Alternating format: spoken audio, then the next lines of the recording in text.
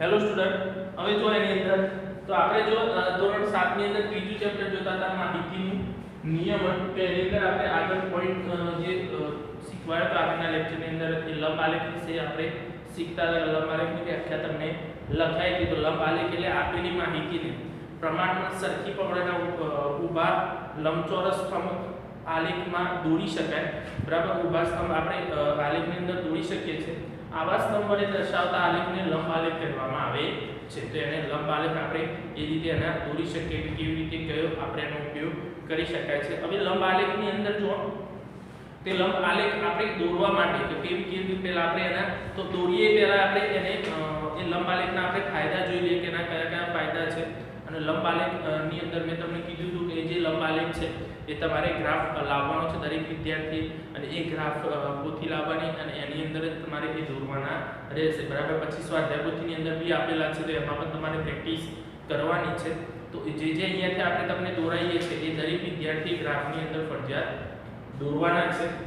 હવે લંબ આલેખની અંદર આપણે જોતા હતા એની વ્યાખ્યાને આધારે આપણે તો જે લંબ આલેખની અંદર લંબ આલેખના ફાયદા છે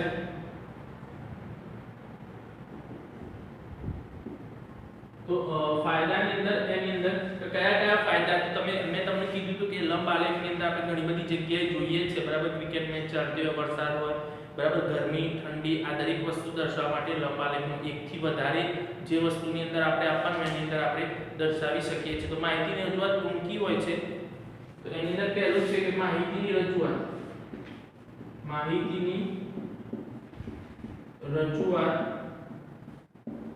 ટૂંકી હોય છે.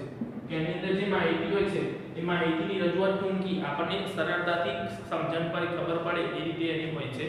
પછી માહિતી લાંબા સમય સુધી યાદ રહે છે. માહિતી લાંબા સમય સુધી યાદ રહે છે.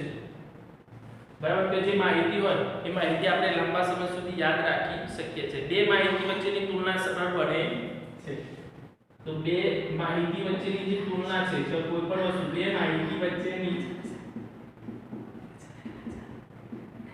તુલના કેવી બને છે? સરળ બને છે. કે આપણે કોઈ પણ બે વસ્તુ બે ક્રિકેટર લીધા હોય, બે ક્રિકેટરની અંદર કે દાખલા તરીકે કોઈ બે ખેલાડીના નામ લીધા હોય તો બે ખેલાડીમાં કોણે કેટલા પહેલા દાવની અંદર તો કોણે કેટલા રન કર્યા છે એ સરળતાથી યાદ રાખે છે. બે ની હોય, ત્રણ હોય, જે પણ આપણી હોય માહિતી સરળતાથી અને ઝડપથી સમજી શકાય છે. તો માહિતી સરળતાથી અને બરાબર તો સરળતાથી એને આપણે સમજી શકીએ છીએ. સરળતાથી અને ઝડપથી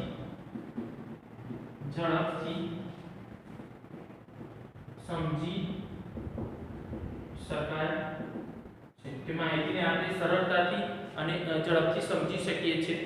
એક કરતાં વધારે બાબતોની માહિતી એક સાથે રજૂ કરી શકાય છે. બરાબર, એક કરતાં વધુ તો એક કરતાં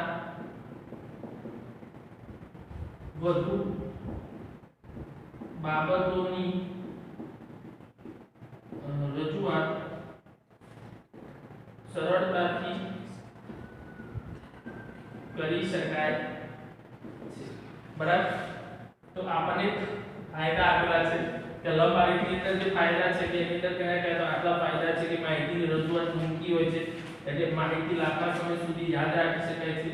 બે માહિતી વચ્ચેની તુલના સરળ બને છે. માહિતી સરળતાથી અને ઝડપથી સમજી શકાય છે. અને એક કરતાં વધુ બાબતોની રજૂઆત સરળતાથી કરી શકાય છે. જેની સરખામણી શક્ય બને છે કે કોઈ પણ વસ્તુ સરખામણી શક્ય બને છે. જેથી સરખામણી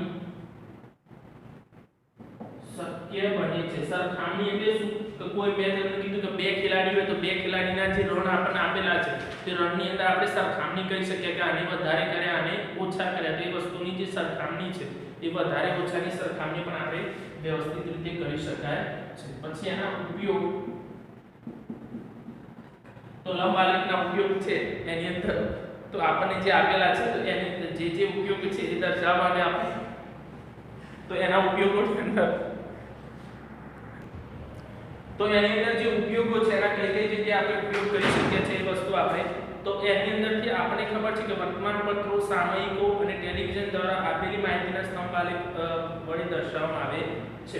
તો આપણને એની એ વસ્તુની ખબર છે કે વર્તમાનપત્રો એટલે કે આપણે ન્યૂઝપેપર કહીએ છીએ, પછી સામયિકો, બરાબર, એ સામયિકો જે છે એ સામયિકો તથા ટેલિવિઝન દ્વારા તથા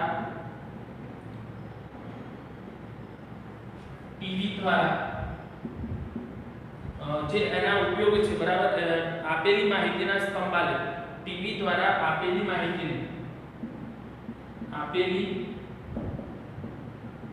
માહિતીને સ્તંભ આલેખ વડે દર્શાવાય, બરાબર. તો એના ઉપયોગો કયા કે, તો આ બધું વસ્તુ આપણે સ્તંભ આલેખ, અમુક ટાઈમ આપણે જોઈએ કે ટીવી ની અંદર આપણને જોવા મળે છે, પછી ન્યૂઝપેપર હોય તો ન્યૂઝપેપર ની અંદર પણ આપણે એને જોઈ શકીએ સ્તંભ આલેખ વડે, સ્તંભ આલેખ તો કે લંબ આલેખ, એ બંને નામ સરખા છે, તો એને આપણે એ રીતે દર્શાવી શકીએ છીએ. તો એના જે છે, બરાબર, જન્મદર,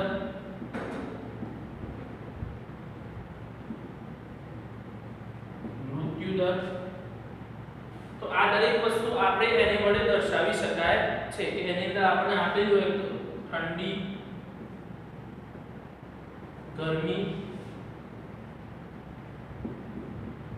વરસાદ, તો આ દરેક વસ્તુ આપણે એની અંદર સાક્ષરતાનું પ્રમાણ, ઔદ્યોગિક ઉત્પાદન, સાક્ષરતાનું પ્રમાણ,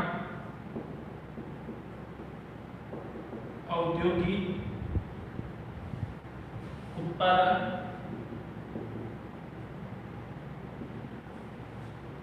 બરાબર. પછી આવે છે પાકનું ઉત્પાદન, ક્રિકેટ મેચના પરિણામ, પાકનું ઉત્પાદન, ક્રિકેટ મેચના પરિણામ, બરાબર. પછી એની અંદર દેશની આયાત નિકાસની સ્થિતિ અને શૈક્ષણિક પરિણામો, દેશની આયાત નિકાસની સ્થિતિ અને શૈક્ષણિક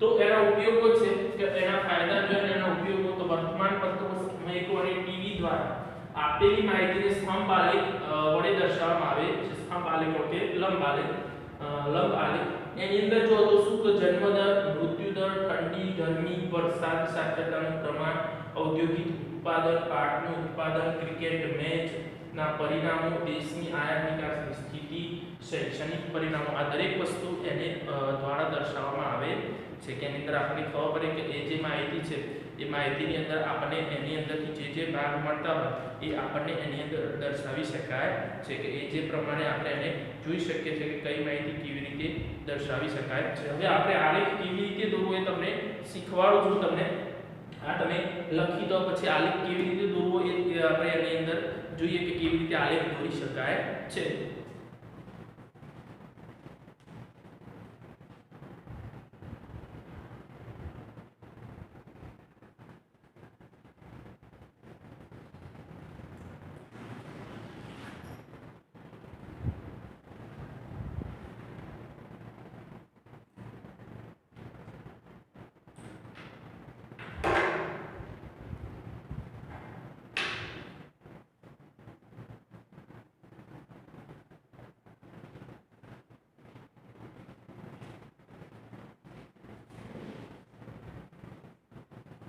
હવે જો તો આલેખ દોરવા માટે દરેક વિદ્યાર્થીને આલેખ પત્ર ફરજિયાત હોવું જોઈએ.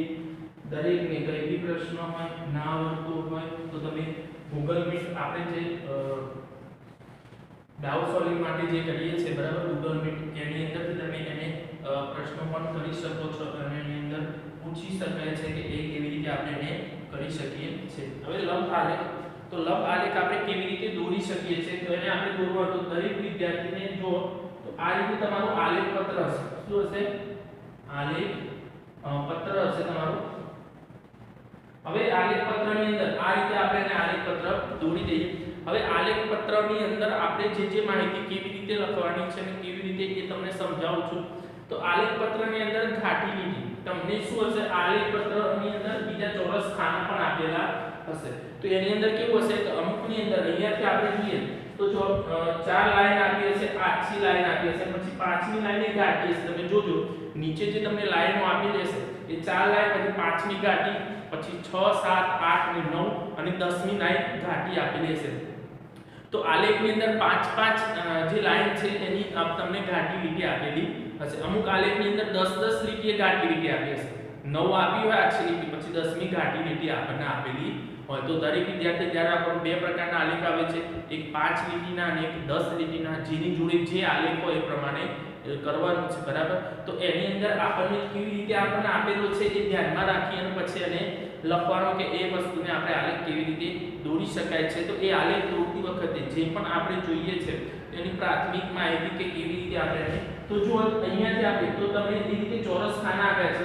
તો અહીંયા તમારે જે પહેલી ઘાટી લીટી છે, બરાબર, અહીંયાથી જે આલેખ પત્ર ચાલુ થાય એથી તમે 4 લાઈન અથવા 9 લાઈન ને પછીથી કે પહેલી ઘાટી લીટી હોય ત્યાં એક રેખા આ રીતે ઊભી દોરવાની। તો એ જ રીતે આપણે ઊભી રેખા દોરવાની છે। તો એ રેખા આપણે દોરીએ છીએ, બરાબર। તો એને આપણે કહીશું y અક્ષ। શું કહેવાશે? y અક્ષ। પછી એ જ રીતે અહીંયા પણ એક લીટી પછી એક ઘાટી લીટી આપણને આપેલો છે તે આપણે આ રીતે એને દોરીશું, બરાબર। એક રેખા દોરીશું તેને આપણે કહીશું x। શું કહીશું? x અક્ષ। તો આ રીતે આપણે x અક્ષ અને y અક્ષ બેને વ્યવસ્થિત તમારે એને દોરી દેવાનું ધ્યાન રાખજો કે તમારી લાઈન તમે ઘાટી લીટી ઉપર આ લાઈન છે એ ઘાટી લીટી ઉપર આવશે। કઈ લીટી ઉપર આવશે? ઘાટી લીટી ઉપર દર્શાવવાનું તમારે આવશે। તો તમારે એને ઘાટી લીટી ઉપર દર્શાવી દેવાની આ લાઈન, બરાબર। આ રીતે આપણે ઘાટી લીટી ઉપર x અક્ષ અને y અક્ષ અહીંયા જે છે ત્યાં 0 આ જે છેદે છે તેને શું કહેવાય? ઉગમ બિંદુ। શું કહેવાશે? ઉગમ બિંદુ। x અક્ષ અને y અક્ષ જ્યાં છેદે છે એને ઉગમ બિંદુ કહેવામાં આવે છે। હવે જો તો આ રીતે આપણે આલેખ દોરીએ છે તો એની અંદર આપણને ખબર પડી કે ચલો આની અંદરથી આપણને આલેખની અંદર જે માહિતી જે પ્રમાણે આપણને આપેલી હોય એ પ્રમાણે આપણે એને લખી શકાય છે અને દોરી શકાય છે। x અક્ષ અને y અક્ષની અંદર આપણને ખબર પડી કે કયો x અક્ષ અને કયો y અક્ષ આપણને આપેલો છે। હવે જો તેની અંદરથી દાખલા તરીકે કોઈ માહિતી આપણને આપેલી છે, ધોરણ અને વિદ્યાર્થીઓ, આની અંદર આ રીતે આપણે કોષ્ટક દોરીને આપણને આપેલું દાખલા તરીકે 1 2 3 અને 4। ધોરણ 1 ની અંદર 15, 2 ની અંદર 20, આની અંદર 10 અને આની અંદર 25 આ વિદ્યાર્થીઓ આપણને સંખ્યા આપી છે। હવે આ જે છે તેને આપણે દર્શાવવું છે આલેખ પત્રની અંદર। આલેખ પત્રની અંદર કેવી રીતે દર્શાવી શકાય? તો આની અંદર આપણને જે પ્રમાણે આપ્યું છે તો બીજી વસ્તુ આની અંદર પ્રમાણમાપ આપેલું હોય। શું આપેલું હોય?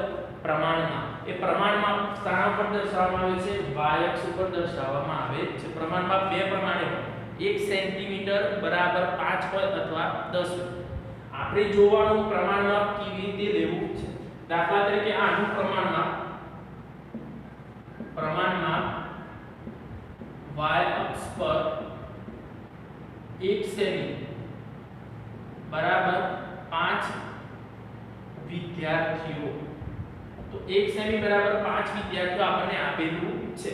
તો પ્રમાણમાપ જે પ્રમાણે અહીંયા આપ્યું, જો અમુકની અંદર આપેલું હોય અમુકની અંદર ના આપેલું તો આપણે જાતે લેવાનું રહેશે। તો આપણે જોવાનું કે માહિતી જે પ્રકારની હોય કે 5 નું પ્રમાણમાપ લેશું તો આલેખની અંદર આવી જશે, ના આવે તો આપણે સારું લેવાનું 10 નું પ્રમાણમાપ પણ લઈ શકાય છે। તો આપણને આ પ્રમાણમાપ આપ્યું છે, તો પ્રમાણમાપ આપણે જે પણ પ્રમાણે આપ્યું છે તે પ્રમાણે આપણે એનું પ્રમાણમાપ લખી દીધું। તો આ પ્રમાણમાપ આપણે એનું લખી દીધું છે। હવે પ્રમાણમાપને આધારે જો તો અહીંયા જે માહિતી આપણે લખવાની છે તો અહીંયા તમારે જે આલેખ પત્રની અહીંયા ઉપરની સાઈડ લખવાનું પ્રમાણમાપ 1 સેમી બરાબર 5 વિદ્યાર્થીઓ। શું લખવાનું? 1 સેમી બરાબર 5 વિદ્યાર્થીઓ। હવે તમે જો આલેખને તમને કીધું તો બે પ્રકારે હશે, એક 5 લાઈનનો હશે અને એક 10 લાઈનનો। જેની જોડે 5 લાઈનો છે એ જોશે કે એની અંદર જો અહીંયા આપણને આપ્યું છે 5 નું પ્રમાણ, તો આ ઘાટી લીટી પછી બીજી ઘાટી લીટી આવશે, તો આ ઘાટી લીટીની વચ્ચે તમારે લખવાનું અહીંયા 5, પછી બીજી ઘાટી લીટી આવે ત્યાં લખવાનું 10, પછી ત્રીજી આવે એની અંદર લખવાનું 15, ચોથી આવે એની અંદર લખવાનું 20, 25, 30. આ જે આપણે અંક લખીએ છીએ બરાબર, એ અંક દરેક વિદ્યાર્થીને ક્યાં લખવાના છે તો ઘાટી લીટીની ઉપર. આ જે ઘાટી લીટી તમારી એના અંકની વચ્ચેથી જવી, જો અંક છે એ ઘાટી લીટીની ઉપર જ કમ્પ્લીટ આવશે બરાબર, એ રીતે તમારે લખવાનું છે બરાબર. તો એ આપણે એને દર્શાવી દીધા. હવે શું કરવાનું કે ઊભી જે ઘાટી લીટી છે બરાબર, ઊભી લાઈનની અંદર જે ઘાટી લીટી છે, તો અહીંયા આપણે શું દર્શાવ્યું છે તો એ જે સંખ્યા છે વિદ્યાર્થીઓની સંખ્યા, તો અહીંયા લખવાનું વિદ્યાર્થીઓની સંખ્યા. તો આપણે આ વિદ્યાર્થીઓની સંખ્યા દર્શાવવાની છે. હવે અહીંયા શું કરવાનું તો એક ઘાટી લીટી અહીંયા છે, તો આ ઘાટી લીટી છોડી બીજી ઘાટી લીટી અહીંયા, તો અહીંયા ધોરણ 1 છે તો અહીંયા 1, પછી એક ઘાટી લીટી અહીંયા, તો બીજી અહીંયા 2, એક એક લાઈન છોડી અથવા એક એક ખાનું એનું છોડી દેવાનું બરાબર. અહીંયા 4. તો એના પરથી આપણે ખબર કે કઈ લાઈન કેવી રીતે, અહીંયા આપણે શું દર્શાવ્યું છે ધોરણ, અહીંયા આપણે ધોરણ ફરજિયાત લખો, અહીંયા વિદ્યાર્થીઓની સંખ્યા તો લખવાનું, અહીંયા ધોરણ હોય તો ધોરણ પણ લખવાનું છે. હવે આપણે ઊભા સ્તંભ વડે દર્શાવતા આપણે ધોરણ 1 ની અંદર 15 વિદ્યાર્થીઓ છે, તો ધોરણ 1 ની અંદર તમને ખબર છે ઘાટી લીટી દોરેલી જશે, અહીંયા તો મેં નથી દોરી, તમારે ત્યાં દોરેલી છે તમારે એને કઈ વધારે. તો જો આ ઊભો સ્તંભ 15 આપ્યા છે તો 15 ની સામે અહીંયા લાઈન કરી દેવાની આપણે, પછી આ રીતે એને જોડી દેવાના. અહીંયા આપણે લખી દીધા 15 બરાબર, તો એ 15 વિદ્યાર્થી થઈ ગયા. પછી બીજા ધોરણ 2 ની અંદર 20 વિદ્યાર્થી છે, ધોરણ 2 જોઈએ તો 20, તો 20 અહીંયા આવે છે, તો 20 આપણે આ રીતે દર્શાવી દીધા. વચ્ચે એક એક લાઈન છોડે છે ધ્યાન રાખજો, અહીંયા 20, પછી ત્રીજા છે એ 10 છે, તો ધોરણ 3 ની અંદર 10 સંખ્યા છે, તો 10 સંખ્યા આપણે આ રીતે દર્શાવી દીધી, તો 10. અને ધોરણ 4 ની અંદર 25 વિદ્યાર્થી, તો 25 વિદ્યાર્થી આપણે ધોરણ 4 ની અંદર તમારી તો ઘાટી લીટી હશે એટલે તમારે કમ્પ્લીટ જ આવવાનો છે, અહીંયા આપણે 25.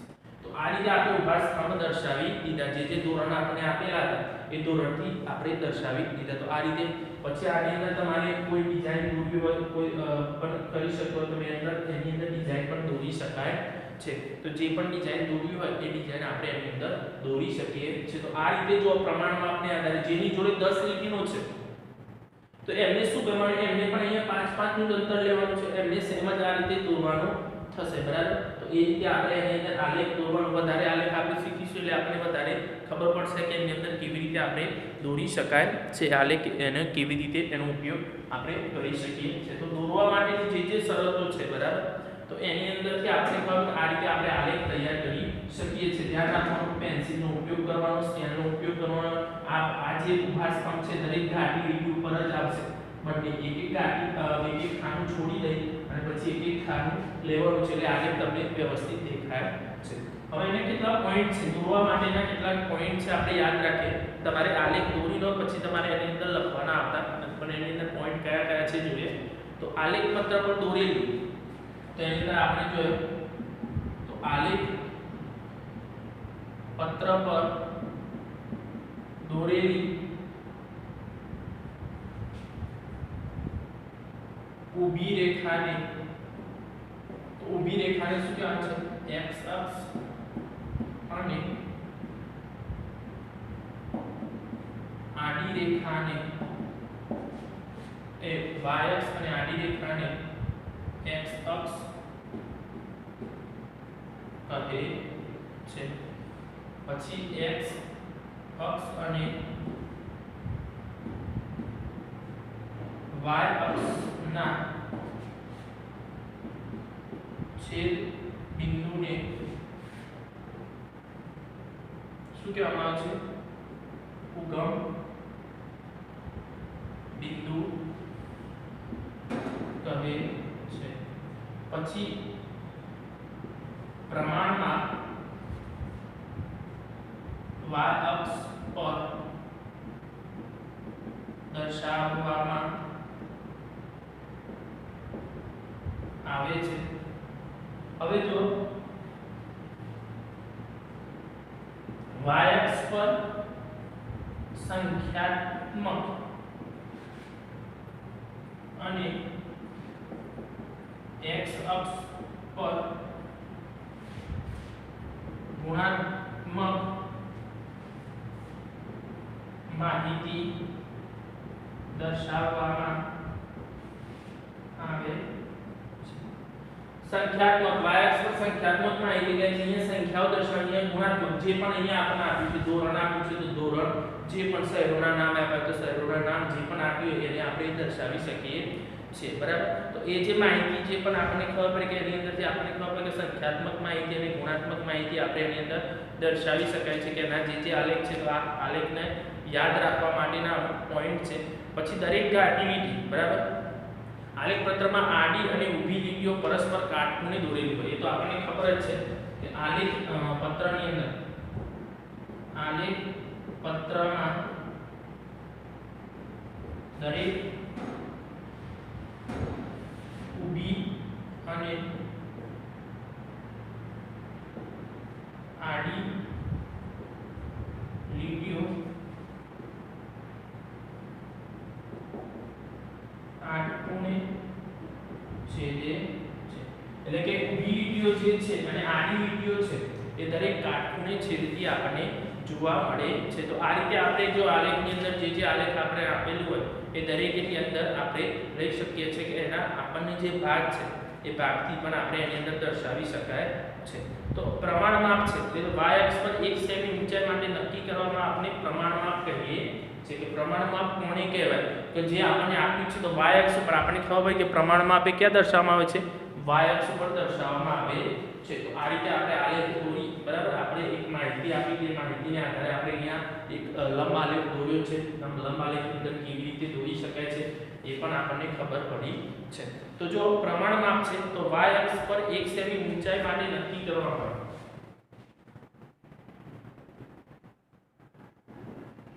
પ્રમાણમાપ y અક્ષ પર 1 સેમી ઊંચાઈ માટે નક્કી કરવામાં, બરાબર, નક્કી કરવામાં